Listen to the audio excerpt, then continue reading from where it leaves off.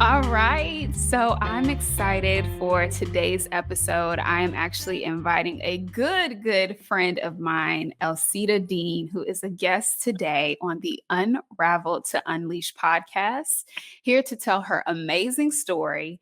I already know some of it, and I can't wait for you guys to hear more and to hear our conversation about her Unraveled to Unleash story. And so I'm not going to give away all of her goodies and all the things that she does in the world. I want you to get a chance to hear from her. And then we're going to dive into this amazing conversation about her story. So, Elsita, tell the people who you are, the magic that you do in the world, and anything else we should know about you. Tell us a fun fact. Look, oh, I wasn't ready for that. That's a big goal to handle. Okay, so first of all, I just want to say I'm really happy to be here. I'm so excited to be here with you. I love you. I love working with you. I love talking to you. You always give gems, and I know that today will be no different. But just a little bit about me. Look, who am I? Who is Elsita Dean? I'm actually in transition recently, so I most recently was working as an assistant director at the University of North Texas, but I recently left. I hadn't shared that with you, but I You recently haven't. left, which I'm so excited. And then today was day one of my new job, which is in the vicinity of, how would I explain it? Well, first of all, it's a startup. So it's still Okay. like roots level, ground level. And I will just say what makes me excited and what's brought me into the vision of this specific company is that I feel like it's for the intrinsically motivated learner. That's what Mm, I'm coining the term, but mhm. AKA just people who are curious. And the reason why that matters to me is because that's where true learning comes from. The education system, it's not a secret, and this not just at the last institution I was at, but from K through 12 all across the country, including higher education.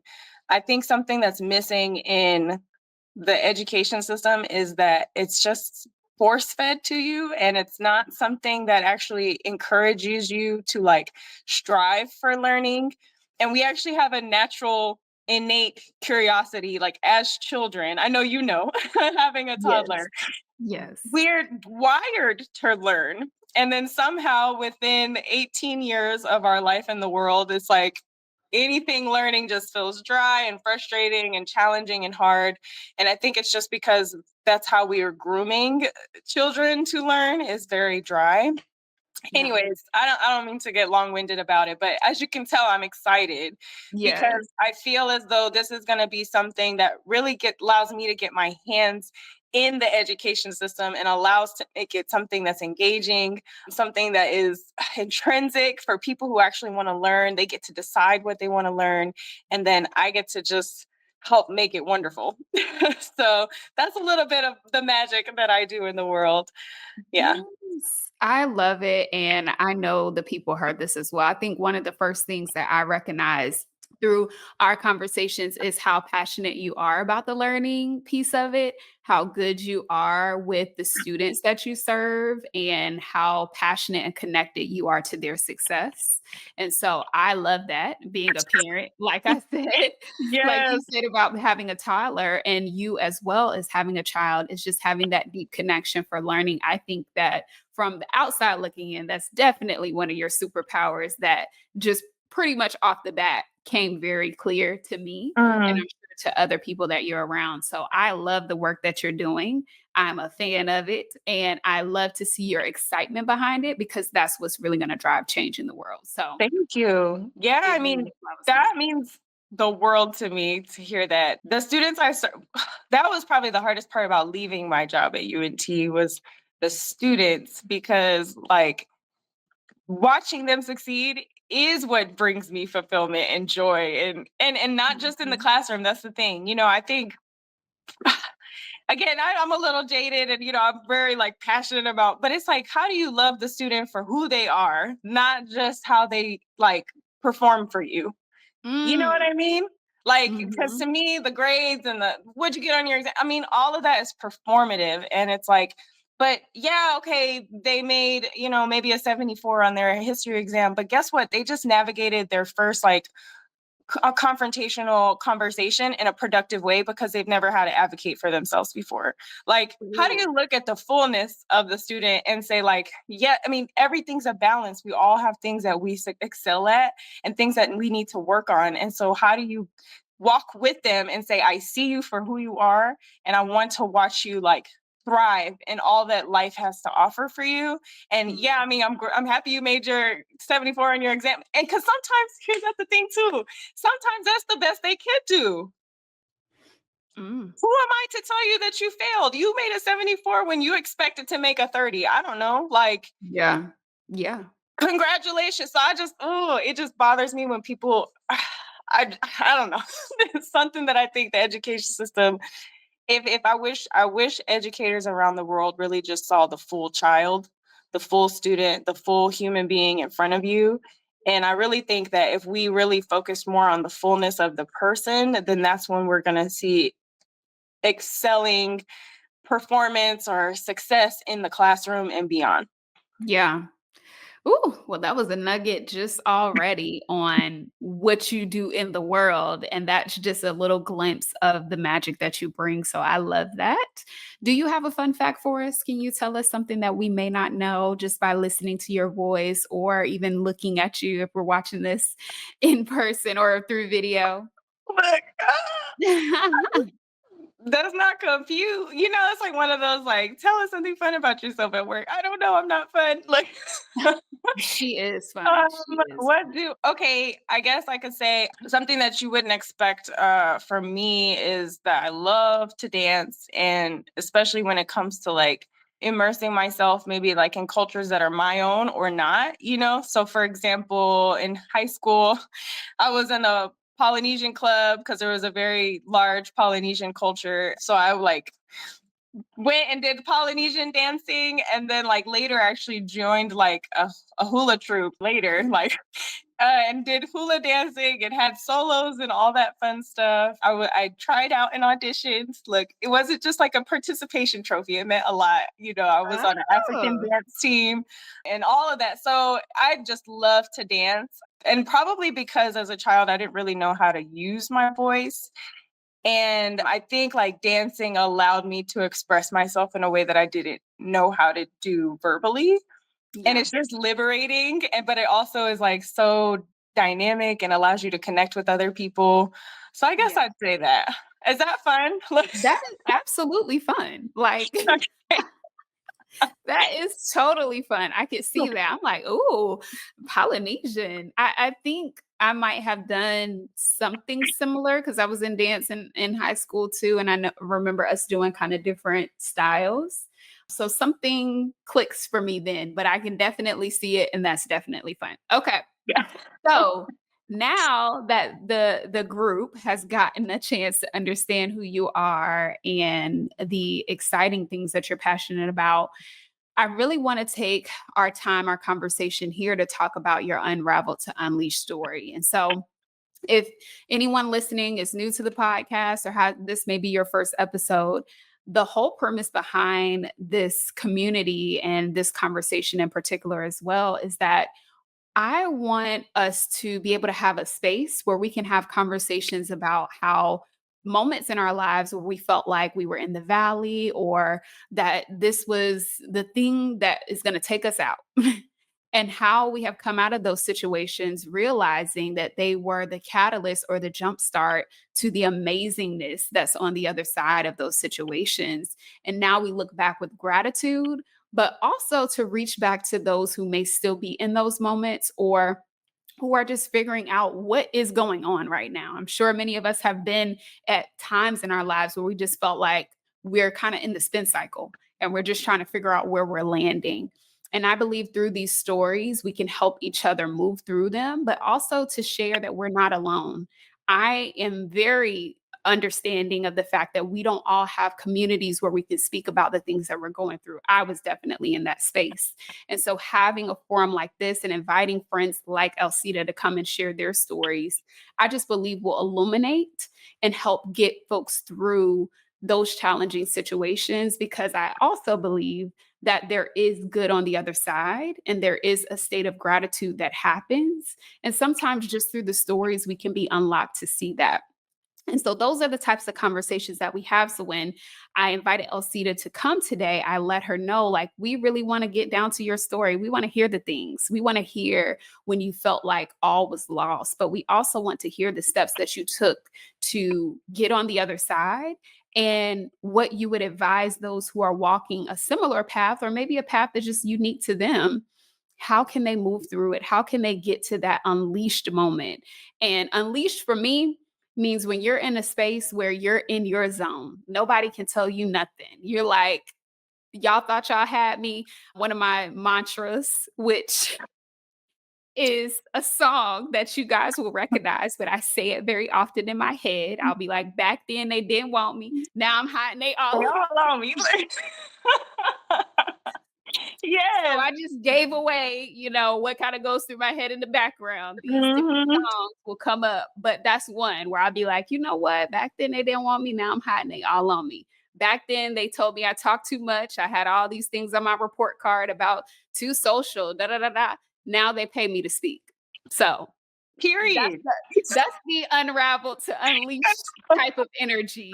I And I love know that we all have those moments, and I want to gather more stories like that. So with that being said, Elsita, tell us a little bit about, well, dive into your Unravel to Unleash story. And then, of course, we'll dive in with some specific questions to be able to help the audience navigate. But tell us the beginning of the story and walk us through that moment. Oh gosh. Okay. So for me, I'll just give the premise. My Unraveled story was centered around the ending of my marriage. But I think, a little context of how it all happened. So, like, we started dating in 2015, probably my first, like, significant, boyfriend beyond high school. So I was in college. We dated for 5 years, and then we got married. And oh, excuse me, we had my baby first. So the 2020 in June is when she was born. And then September of 2020 is when we got married. But literally, like, not even a year later, there was another person involved. He was deployed. He went on a mission. And then while he was there, he ended up starting a relationship. And like, that, I mean, from what I can tell, because it's been a while since I've really navigated the like adultery space, that was a few years ago. But from what I can tell, adultery itself is already very traumatic. Like, I mean, in terms of trust, right? Like, how do you trust somebody that you gave your heart to, right? Like, ugh, but I think like what made things worse is like this wasn't somebody who just like popped up on my doorstep. Look, it's like I always get here like it's been 3 years since, and like it still gets me. But Yeah. anyway, so like I think that kind of situation hurts anyone. But like this is someone that I knew since I was 1 years old. So it's Wow. like, and his family, like at one point they lived with us. His mom was my mom's best friend. Like Wow. we were so like he was more than just a significant other, if that makes sense. Like Yes. he was the cornerstone in a lot of ways of like what I considered family, you know. But like I think so the betrayal itself was already hurtful, but then it's like it went a step further and like his parents like or his mom got involved and like was hiding things about like for example they went on a trip together and the mom was there, knew that this woman was there, and Oh, came back to me and like she didn't mention anything like around this time I'm just telling her that I'm hurting and she's like, oh, I don't know what's going on, like so like when you want to talk about trust. And like I said, I think adultery is something that hurts any person in any relationship. But I think like what really broke me around that time is because it's like, who do I trust? In a lot of ways, first of all, he was like the closest person to me. Like if I had a best friend, it would be him. Yeah. And in a lot of ways, like his mom, I felt closer to her and more like she was my mom than my own mom. Mm, And so it's like, I think that was so eye-opening for me of like, it really started to make me redefine what family is. Because at that time for me, if prior to all of it, it was like, to me, family is like people you just love through thick and thin. And then after that, I was like, oh, like, I think now, like on the other side of it, to me, what I consider family is just like people who want and do the best for you. Like, I don't give a damn who you are. I don't care if you're in my blood or not. I don't care if I've known you since I was born, before I was born. I don't care. Like, show me through your actions that you're someone who's trustworthy. And I think that was one of those, like, when you talk about a takeaway, I felt like I couldn't have had the like relentless, kind of like how you talked about no nonsense sort mhm. of standard. I don't care who you are. Like, it doesn't matter anymore. And so, like, it just sort of redefined all of that for me. But Yeah. I remember, like, I used to tell him at that time, when you're in the valley, like you say, when you're in the mud, you're just at your lowest point. I used to tell him all the time, like, you broke me. I mean, I kind of glazed over all of it, but I mean, I was suicidal. Mm, The only thing that kept me alive was my baby. I was stressed about like who's gonna find her and take care of her. Cause like if I tip anybody off, I won't succeed. But then if I'm mhm. successful, like he was gone. And I just told you he was the closest person to me. So like my baby could just be up there for weeks and no one would know. So it was like that was Wow. the only thing that kept me. I had a drinking habit at that point. Like this is somebody who didn't like I didn't drink much. I'm a lightweight, even a shot, I'd be like, ooh. Yeah. But it would get to because I would make my Crown and Coke every night because that's how I numbed myself. Mm, And like, it got to the point like in the morning, I'm craving a Crown and Coke already. I haven't even started my day. And just like being in constant pain, like I wasn't sleeping. mm. Literally, there was a point like at my worst that like when it all like really hit the fan, like there was a point where I was up for 3 days straight. I Wow. couldn't sleep even if I wanted to. You know what I mean? Like I strived for sleep. I couldn't eat. I had no appetite. I literally, because I had just had my baby the prior year. So, you had that baby weight. And like, I've always been real thin. So at Mhm. my biggest, I was like 182. And I mean, that weight probably in a month or two completely was stripped off. I looked like a Yeah. skeleton.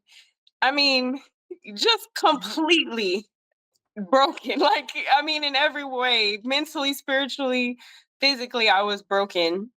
Yeah. But, in looking back though, like, while that is such a, like, I would even call it victimy, like, because I'm in a different place now. Even that was my truth, you broke me through and through.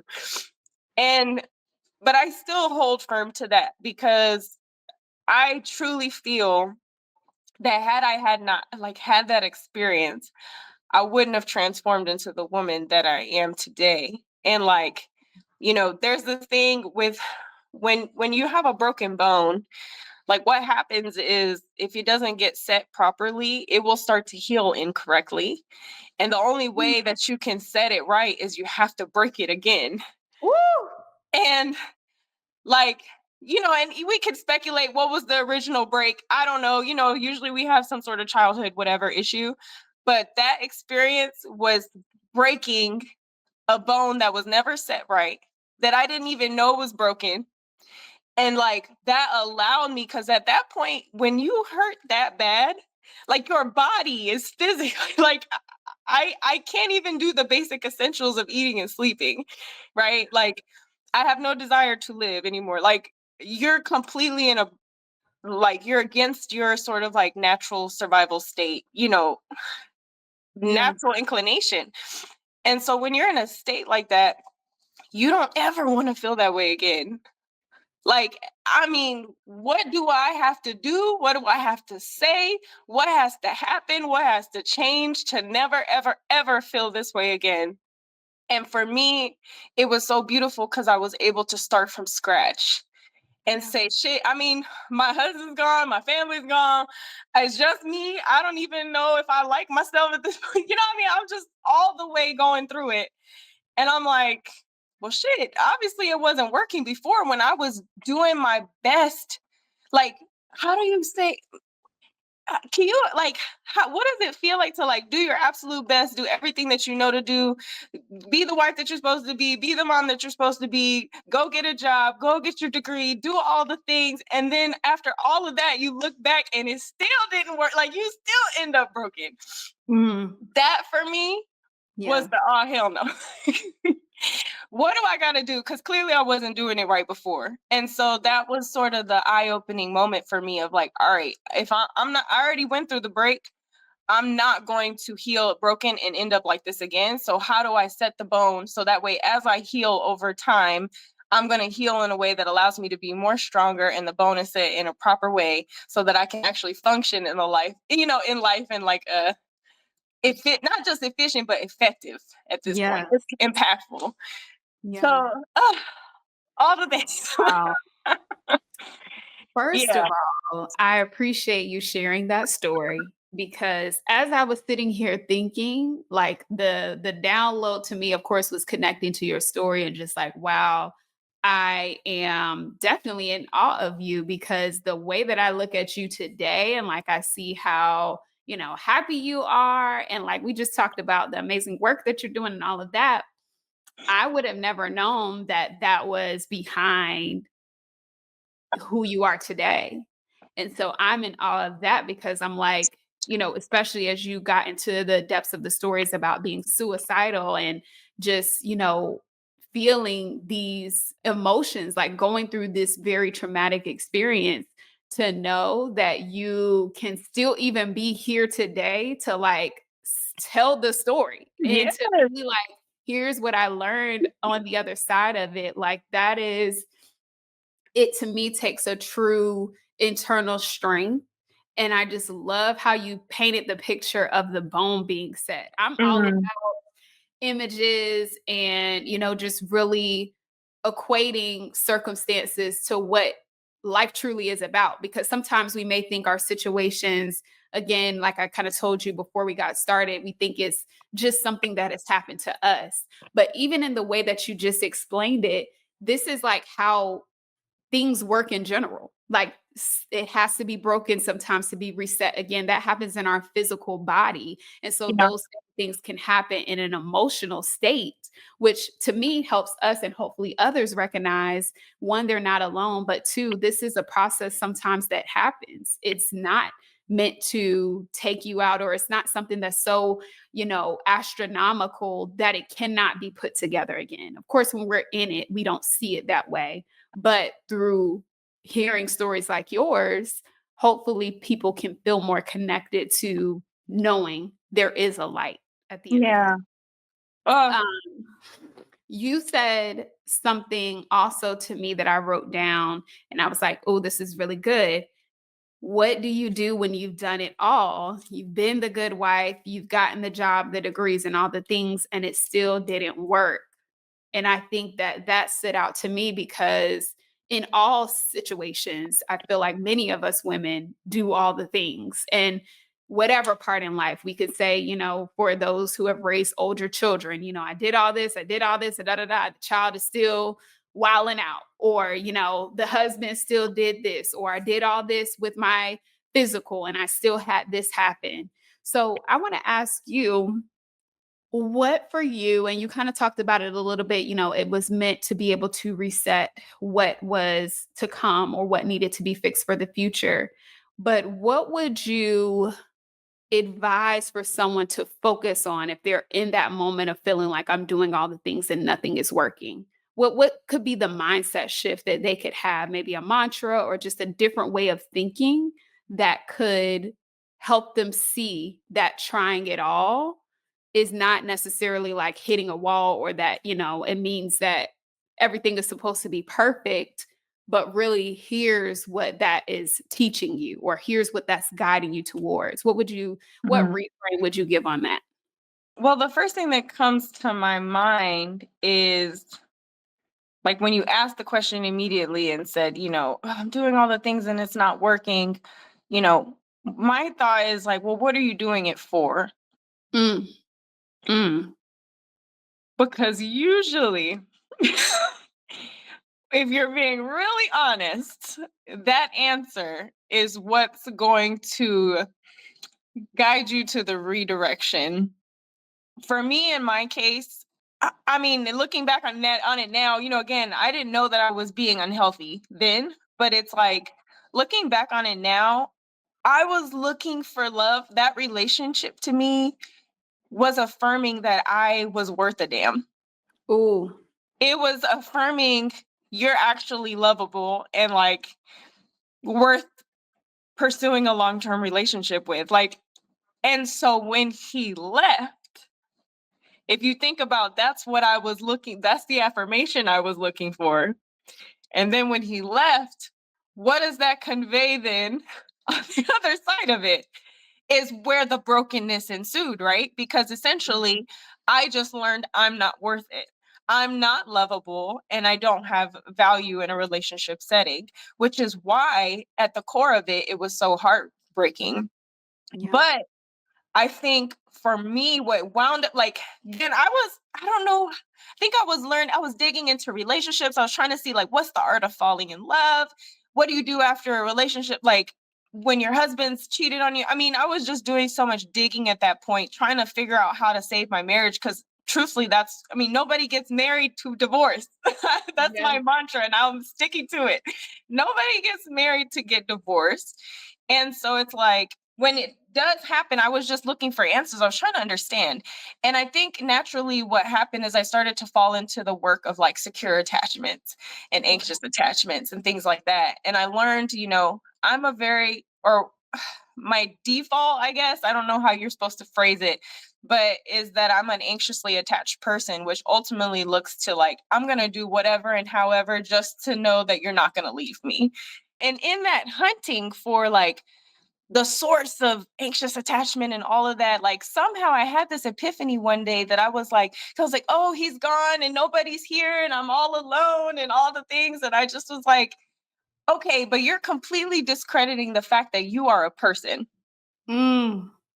Yeah. What about the human being that's breathing right here in front of you? Yeah. And once I had that sort of like, well, damn, because it literally became like another thing that started like kind of really started to redirect me, in that time I was feeling so unlovable. And like, I think for him, like, I remember just thinking like love is not just a feeling, it's an action. And I think anybody would agree to that, right? Like in a successful marriage, it's not enough to be like, I love you. And then you never do anything with that. Show me that you love me.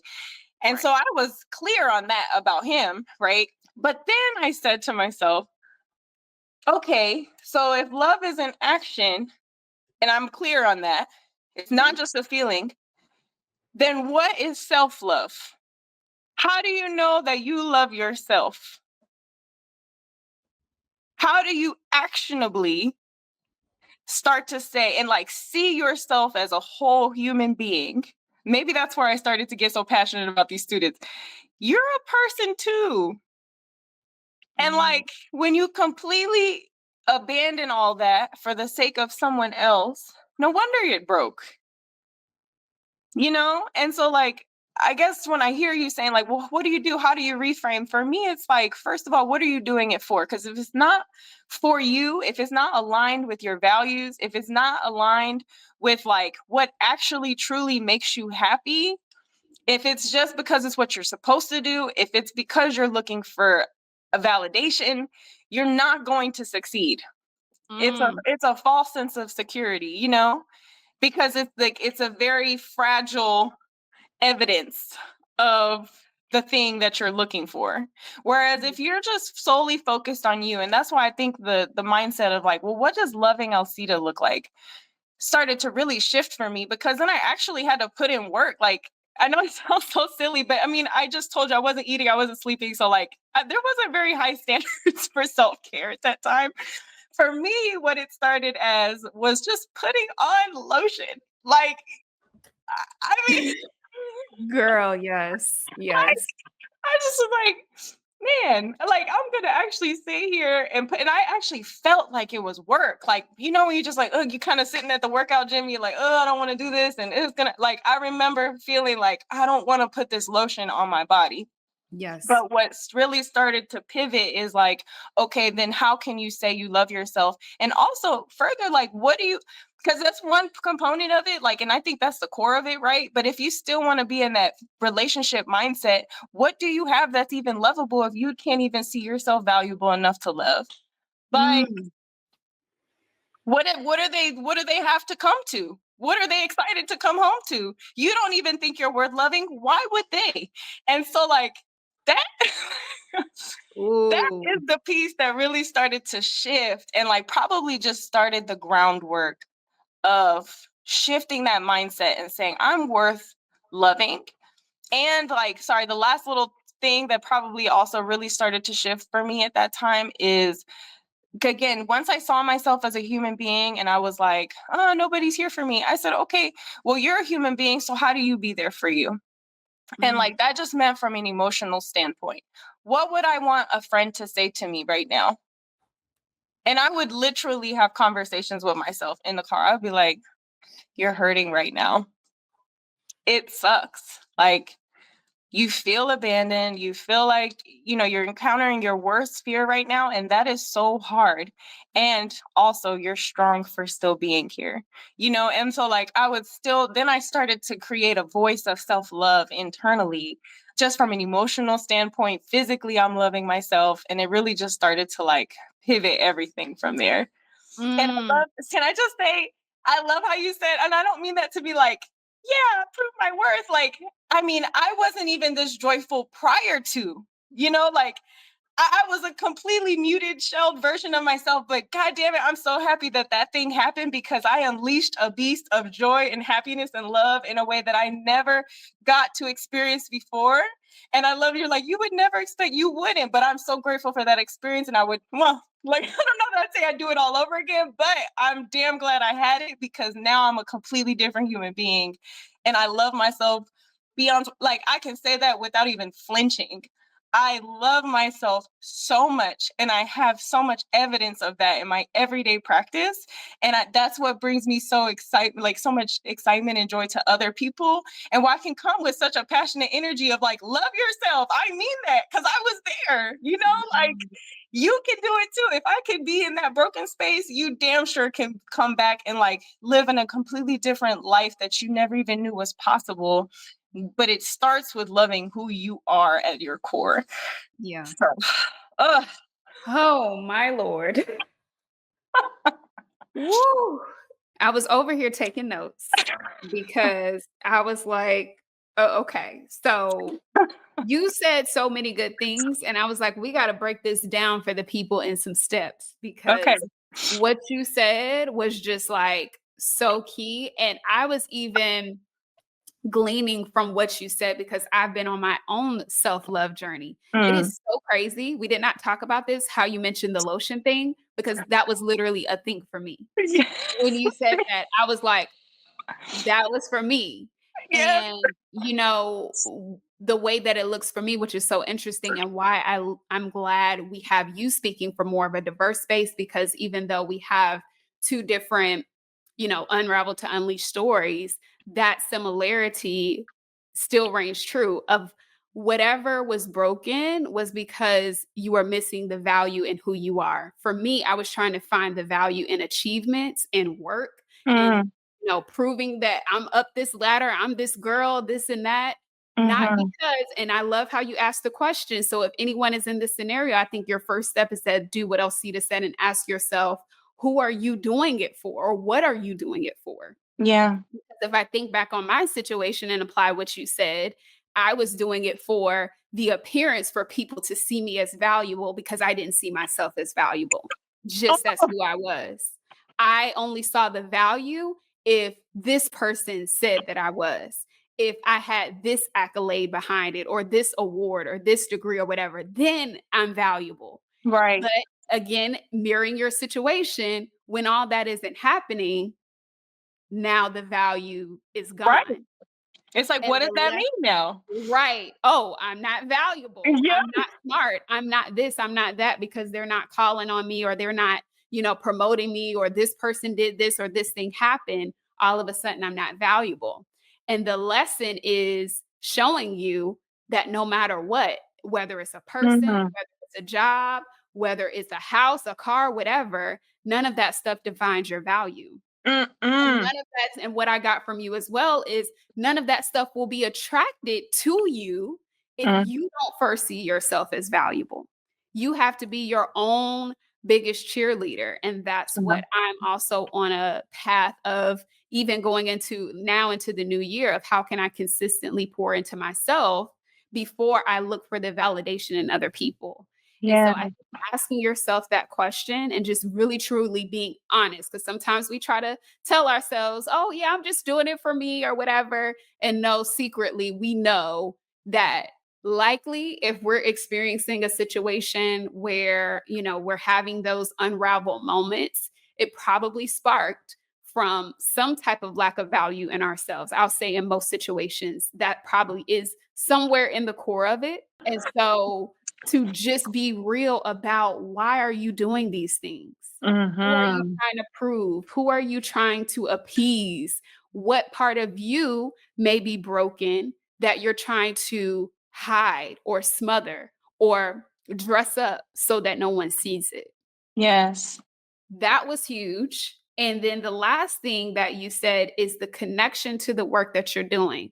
So even throughout this situation, I saw it too as you were talking, how you're so passionate about self love in the whole person and how that now carries into the work that you're doing is another beautiful part of this story. It's not all in vain. Nothing happens for no reason. It's a part of the journey to help you see this is what's going to make you that powerhouse, that unleash. I Yes. love when you said, I can say it with full confidence. I love myself. I would Yep. go through this again. Like it unleashed me because then hopefully others can be inspired or even see in their story, like, oh, this actually was, like I said, that catalyst for me.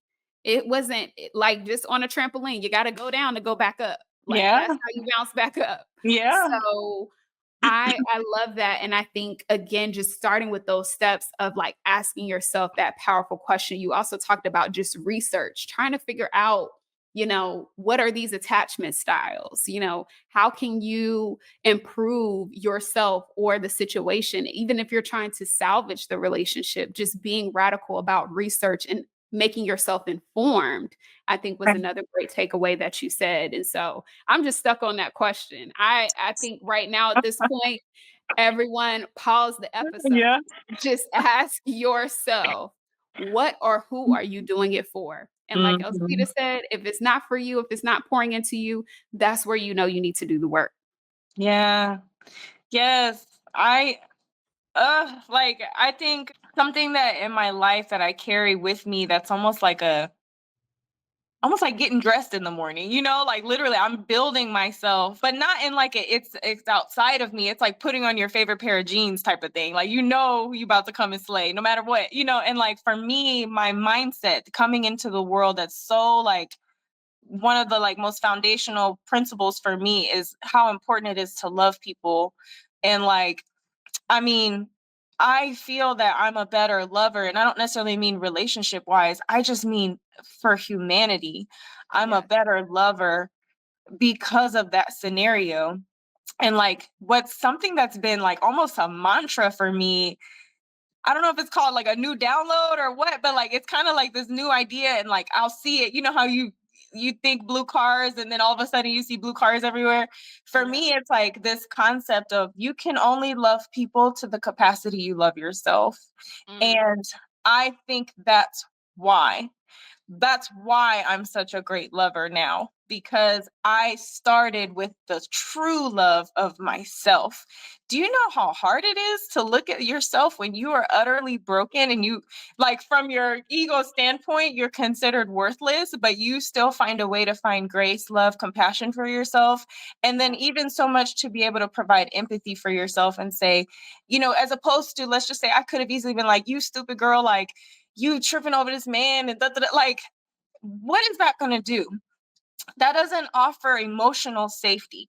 But to turn around and say, I love myself despite myself, you know Mm. what I mean? Like that ugly, that deep, murky shit that's leaking, like you've been trying to hide from yourself. But Yeah. then to look at it square in the eyes and say, I love you despite all that shit. And like, and if anything, it's like affirming it's there for a reason and let's clean it out together.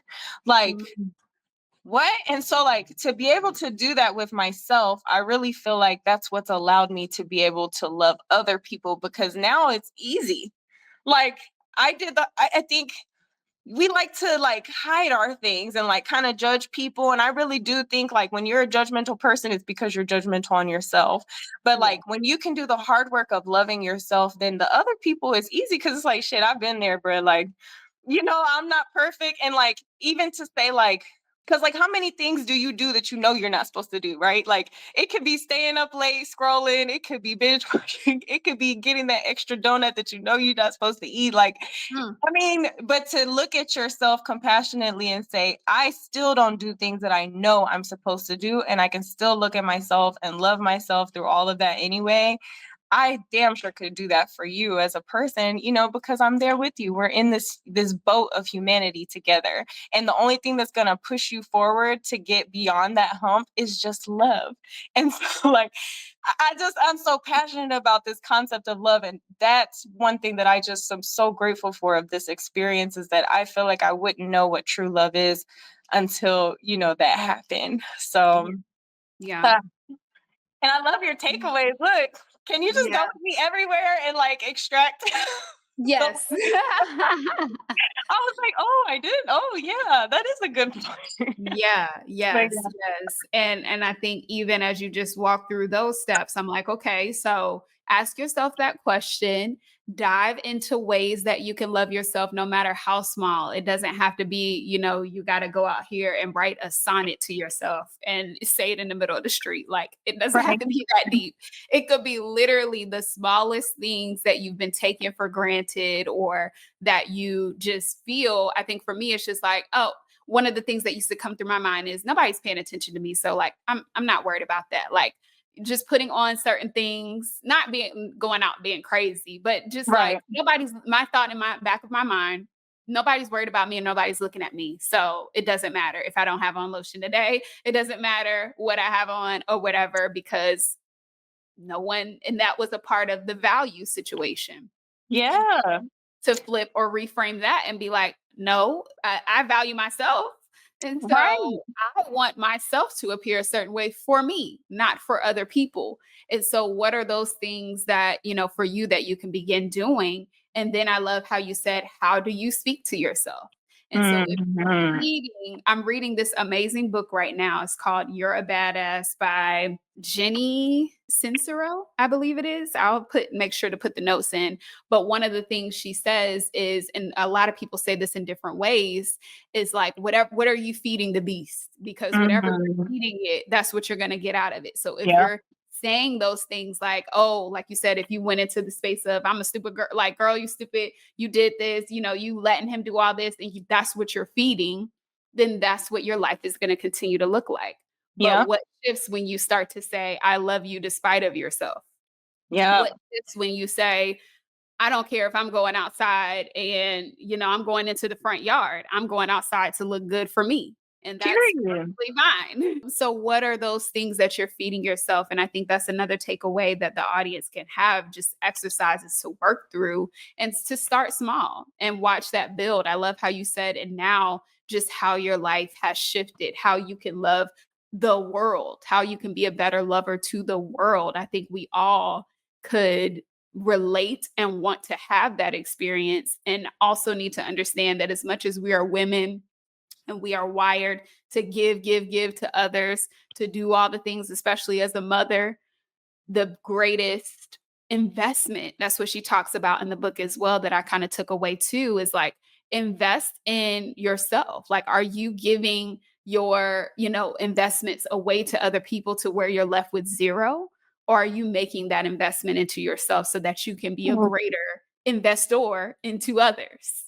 And so, Girl, you um, are, oh, you're yeah. hitting on the thing that, oh, I don't know what it is, but that's the thing that I think probably just drives me, or just, like lights me on fire these days, is like this myth that we tell ourselves that we have to choose ourselves or someone else, or like it has to be this precious energy has to be given to other people, or else you're not the mom, the wife, the no, like, oh, like I just wish people knew that all you need to do is love yourself. Because here's the thing, and I think Iyanla said this one time. She was basically like, what's in the cup is for me. It's like what running Ooh. over is for you. And like that, I mean, she said it, Mm. in a very Iyanla way, but for me, and I mean by beautiful, eloquent and all the things. But for me, it's like, dude, and I mean that wholeheartedly. If there's something that needs to be filled up in here, it's going to be filled. I am topped off every morning before I leave my house. I get up, I pray, I read, I'll like get dressed to the nines. And like, I mean, when you talked about not going out crazy, I used to go out in basketball shorts. My hair used to be a hot mess. I mean, like, didn't care. But now I've noticed, and mind you, notice I'm not doing it for anyone else anymore, right? Before I used to just go because kind of like how you said, nobody cares. And like, that's kind of how I felt. It was just like, it's not that big of a deal, whatever. If people don't like it, then that's their problem. I mean, whatever justification you'd have. Yeah. And for me, but what it really was is that I didn't find myself worth the time to actually take care of myself. And Yes. now, I mean, to me, getting dressed in the morning is one of my favorite things to do. And I've noticed, like, on multiple occasions, for no particular reason, people will be like, dang, where you going? Like, I mean, I had somebody be like, are you going to an interview? And I was like, no, this is just how I want to dress. Or like the other day I went to a bookstore and this woman was like, you look so fancy. And I'm like, I just got dressed. And so it's like, it's funny how people, like, kind of what you had alluded to, like, you attract those kinds of things without even trying. It's like effortless, because people can't help but take note into what you have invested in and valued. And like, sorry, because I know there's moms probably like, oh, but I can't. No, you can and you must. I'm not even gonna say you must, because like I will sit here. This is my little prayer closet over here. I will sit here in my prayer closet, and my baby, because I'll wake up before her. When she gets up, she'll come and cuddle. Mind you, she's like, I say baby, but she's like 4.5. She'll come cuddle. And when she had first started doing it, she'd be like, Mom, I want to play, or Mom. And my response would be, Mommy is taking care of her brain right now. When I'm done, we can take care of whatever.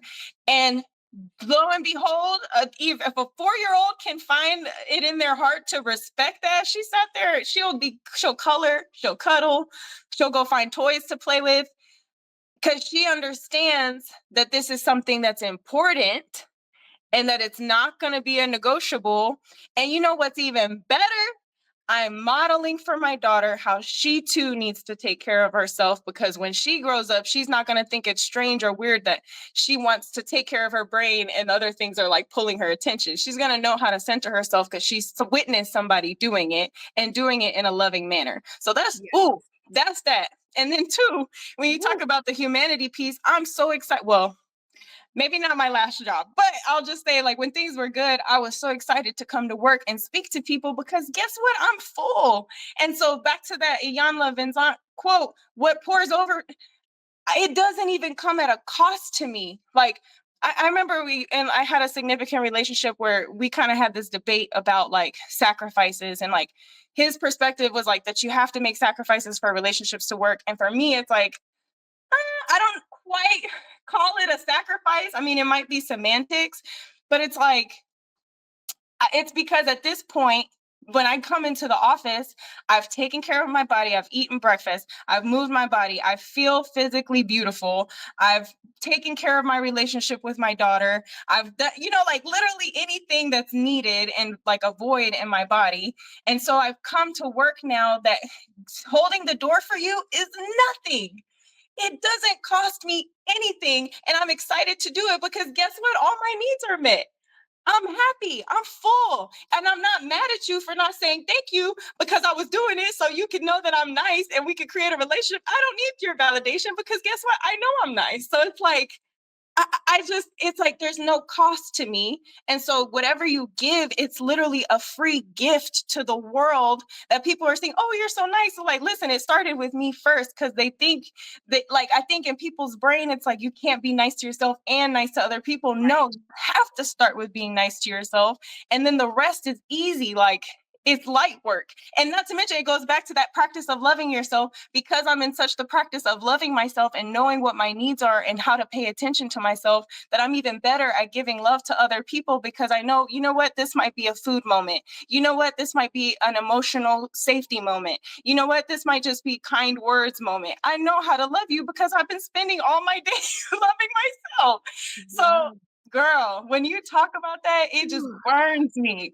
I Yeah. just wish that was something that women internalize more, especially women. I know men do it, but women, because we're trained and cultivated from day one to like give everything you have to everyone else, especially as you acquire these roles as mom, wife, boss, leader, CEO, whomever. You got to give, give, give. But your number one responsibility in life, like I know I'm rambling, but it's No, like you your good. number one responsibility in life is like, why God didn't give you any control for anybody else is because you're already hard enough to control as it is. So focus your energy and efforts on yourself because that's the only one you can control anyway. And then your world is going to start to change. We are in a false illusion that we can take care of everybody else. We can control everything. If I do this, if I do that, if I love hard enough, it doesn't fucking matter. Let's be clear. It doesn't matter. You have to love yourself first. And once you start to love yourself, then you're going to unlock the capacity to even be able to love people in a genuine manner. Not if I do this, then you'll do it for me. And if I do this, you'll prove that I'm worthy. And all these contingency things. No, love yourself. You don't not relying on somebody else to love you, to fill that void. And you have the practice of what it looks like to actually love and love genuine. And you have that wisdom and skill set to be able to provide to the rest of the world, period. So Mm. I'm hot Wow, because I'm girl. Elsita just gave y'all the master class of how to get through this life for real. I mean, I I'm like, you said I put it together, but the way that again, I'm all about when you say the words, I can see the images. When you said the thing about the cup, but just like how it costs now you nothing. I'm just like, imagine how many of us, and I've been guilty of this and do it myself. I'm still practicing it. But you have these situations sometimes where you wake up, maybe you didn't get enough sleep. And again, you kind of just dive into things. I think we could probably do a whole nother episode around being a mom and all of this. let's do it. But but you get up and then, nothing's going right and you're just frustrated. And it's like you're constantly just trying to give from this empty cup. You're giving the scraps, you're Yes. giving just the drops away and it just affects everything. What would it be like? How would your life change again if you were giving from that overflow? And like you said, to the point where it costs you nothing? Because when you're empty, it's costing you like what Everything. little you have, but like Right. you're giving it away. And that's why it may seem so difficult to even just do the functions throughout the day. And you're finding this frustration and you're thinking, well, I need more time. Well, I need more of this. I've done this too. You're reflecting it to everything else on the external when what Elsita is saying so beautifully and passionately is that it starts with you. It starts with, I already thought of the title of this episode because I'm like, this is all about loving yourself and how that's the key to really this whole journey unlocking for you. And Yeah. then the last thing I'll say too is that the parenting thing that you talked about and just, how kids will respect your time. My son has learned to do that the same way, but you have to show them that. You have Mm-hmm. to model that. And that's how we have a society of people who, again, love themselves and then create a better world. There Yes. is no, like when you said people often have to or think they have to choose between themselves and others, that's a lack mentality. There is more than enough. I wrote this down as I was reading the book. I was on a plane yesterday reading the book that I just talked about, and I wrote it down. It's more than enough for everyone to get served. Yeah. Whether that's from me or from other people, it's more than enough for everyone to get served. And so just because I pull my seat up to the table to get served doesn't mean that takes anything away from you. It's enough for all of us. And so in that abundant mindset, I think that's also a reframe or shift that we can have is like, there's enough. It is Yeah. not a choice. There is enough for you, for them. And if you allow that in and focus again on who you, I took that away as well. You can only control yourself. So control yourself, Yes. pour into yourself. And that will be and as more of us continue to do that, I just see it being a shift in the world, in relationships Exactly. overall. So, Cause it's like, it's just sorry, I gotta say, mhm, like, cause it's like when you were recapping, what came to me was like, it's like you're giving to others what really belongs to you, right? So yeah, like that love piece, I'm giving to you, Kirsten, what I'm really wanting and needing right now. But you know why I'm doing that? One, it probably is the validation piece of some sort, but then also the other piece of it is probably like, I know Kirsten needs to be filled up. I see she's unhappy too. And I want to be a good friend and do that for her. But then when you pivot and say, okay, what if Elsita focused on Elsita? And what if Kirsten focused on Kirsten? yep, There's no more like, there's no more lack. I'm yeah, filled up. I'm joyful, and I don't feel this obligation to take care of you because I know that you're actually going to be responsible and take care of yourself. And so yeah, now imagine when we interact together, you're coming to the table full, I'm coming to the table full. Everything feels joyful and lighthearted because we've done the work and the taking the responsibility of like taking care of ourselves.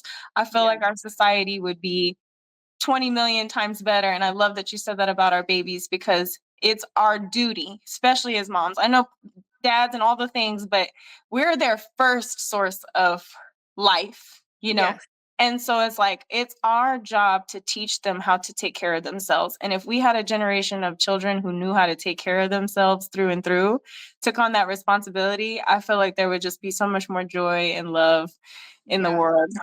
So Woo, that's, Alcida, I'm like, I'm seeing you doing something in that space. I'm like, I just see that being your passion behind it, the steps that you have, the insight that you have around this, I think is just like that's your thing to the world. Like thank that you. really is because I just see that being such a shift. And I thank you for telling the story that got you here Yeah. because it helped just awaken some great conversation, bring me to some new insights. And then I know the folks listening are going to take so much away from this. And I just thank you for being open, for being passionate, for being who you are, and just for pouring from your overflow into us today and encouraging us to do the same as we go about life in our interaction. So I don't want to wrap this conversation up because I feel like Like, we could no, go is it in over? so many different directions, and we've Yeah. already discussed the, like, our part 2s that Yep. we're gonna do of this because it's just so much we could dive into, but I think with what we've shared today, really walk people through your story, but also, again, as I mentioned, the steps that they can take. And that's the biggest thing that I would like for people to do after listening to this podcast. Just like books, you don't want Yeah. to read it and leave the knowledge inside of the book. Like it's meant to be shared. The story was placed in Elsita's life and on her heart and the reflections so that we could all learn from it, but also be able to take away from it as we go along our journeys. And so I definitely encourage you all to just go through those questions, look at your situation from a different vantage point. Mm. Just really hone in on the loving yourself piece. I think that was the main theme out of our discussion to really hone in on what that looks like for you and strive each day to get there closer and closer. And that shift can be the start to your unleash journey. So, Mm. Elsita, Mm. as we wrap it up for this particular conversation, one, what is, one thing, you said so many things, but if you have anything else that you want to share, just impart with the audience as they are going out into their loving yourself journey, what do you want to leave them with? And then from there, go straight into how they can connect with you, all the things, because I'm sure some souls are going to want to stay in your world and hear more Mm. about what you're doing. One thing that really drew me to the why of your podcast and the why of your story is, just that concept of there is light at the end of the tunnel. You know, I mean, I had never known pain like that, never known darkness like that. But now I can conversely say, because of that specific pain, because of that specific darkness, I know a a love, a light, a happiness, a joy, a peace. I mean, just so many beautiful things in my world that I have now because of that experience. And something that has come up for me recently is that I need to tell my story because of that. It used to be something I just kind of tucked away as like, not per se shame. That wasn't it either. I think it just was like, it's not the right time. I think I was still sitting with it, and kind of maybe even just absorbing the lessons from that experience internally. Right. But I just want anybody to know in their darkness that like truly it's like Romans 8:28, God causes all things to work together for good for those who love God and those who are called according to his purpose. That Say was it. something I had to put that on my screen because I needed to know what the hell did I do this for? And really in hindsight, it's 2020 because it's like now I see I wasn't living how I needed to live. I wasn't loving how I needed to love. And I'm so grateful because I know that like people look at me. I mean, now I cut my hair so they can see I'm a little older, but like I used to look like a baby and people are like, you don't got no story to tell. Even you, it's kind of like, I didn't know that you even experienced that. And so it's like, as someone so young, a lot of times those stories don't happen until like a midlife crisis or like your 40s or whatever. And I'm so grateful to have had that experience early on because now I get to live the rest of my life in a fuller, more joyful, loving version of it than maybe if I would have waited. So I guess very long-windedly, what I'm trying to say is that for anybody who's in the darkness, I know it's hard to see and know right now, but there is light at the end of the tunnel and just stick it out. But start with loving yourself. So that's all that was on my heart. But as far as, just where to find me and things like that, I'm on Instagram primarily. So you can find me at Sita_Dean16. Sita is Sita_DEAN16. And then I'm also on LinkedIn. I'm not particularly active on LinkedIn, but I do kind of like browse every now and then and like to see what's going on in the world through LinkedIn. So you could just find me at Elsita Dean, ELSITA. And that's primarily it. What else? Like, I'm sad. No? You know what?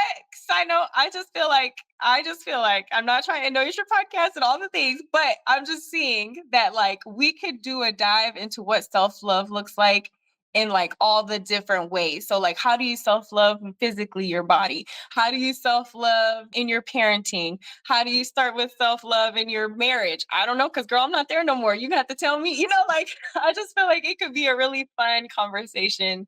Just what does this thing called self-love look like in the workplace? All of Yes. that. So Yes. anyways. I love that. If y'all love that, definitely leave us a comment so that we know that you would be into a conversation like that, because I believe just from some of the listeners that I've talked to, that will be very impactful, because I didn't even realize until we had this conversation how much the self-love portion really is a part of this whole Unraveled to Unleash Mm, experience. And that in thinking about your story and thinking about my story and thinking about your story and just finding even in those two separate like instances, the link was still the value mm, in ourselves. And so mm, that is something that I'm definitely taking away from this conversation to continue to incorporate and continue to have those stories, and know that a part of it is all introspection. Before we got started, I was telling Elsita that, we have the benefit of being in personal development and working on ourselves, but mhm. so many of us don't even know about this world. And just Yeah. thinking about even before you or I started looking into it, we didn't know it was a whole world Yep. outside of what we are indoctrinated to do, Mhm. behave, and just how the world is. You don't know that like there's another side. And so I want more people to be on that side because as we've just examined through this conversation, that's where truly living starts to begin. Mhm. That's when you have like just this lightness and no money, no person, no possessions could ever top the Mm, feeling mm. of loving yourself, the feeling of being fulfilled in what you're doing and being Oof. full. Because those things, I mean, I'm sure most of us have experienced it. Sometimes we put like possessions or people on a high pedestal, and then Yeah. once we get it, we realize like I could have had a V8. Like, Oh. I could have had a like Yeah. this did not give what I thought it was supposed to give No, because yeah. again, it had no substance. Like that Yes. woman is everything. And so, yeah, I hope that Mm. more people can step into that. And I definitely am down for a part 2 of this conversation. So let us know. All right. So, Elsita, again, I appreciate you for coming to have this conversation, for sharing your light. I love your story. I love who you are. I love what you're doing. I love you for you. And I so love you.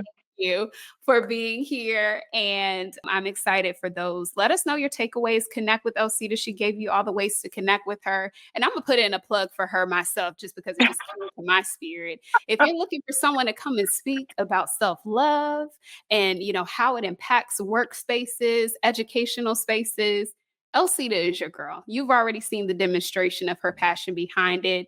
And having her in your space to come and talk to your people or your students about this would be nothing but a true joy. And so definitely be sure to connect with her about ways to do that because I just see that being such a bright light in so many different spaces and industries. So, with that being said, Person. Oh, thank you so much. Just thank absolutely. you. Thank you for Absolutely. your beauty, your light, your example, just who you are and the woman that you are, allowing us to just like learn from you and your bravery and willingness to share your story and then go on this journey of like hunting and hearing other people's stories. I'm so excited to hear other guests that you have on your podcast so I can also learn and extract the lessons because we all have those dark moments and you're the brave warrior with like the light under like in the tunnel hunting and mining all of these gems that we have from our experiences. So I just wanted to say thank you for who you are and what you're doing. Thank you. Thank you. All right. Until next time on the Unraveled to Unleash podcast, we will see y'all soon. Bye. Bye. Did you enjoy this episode of Unraveled to Unleashed? Let us know by leaving a comment and sharing the episode with someone in your circle. If you'd like to sponsor this podcast, shoot us an email at the address in the show notes. Finally, if you've ever found yourself unraveled only to later become unleashed, we would love to have you as a guest on our show. Check the show notes for more information. All right, that's all for this week. Be well, and remember, stay unleashed.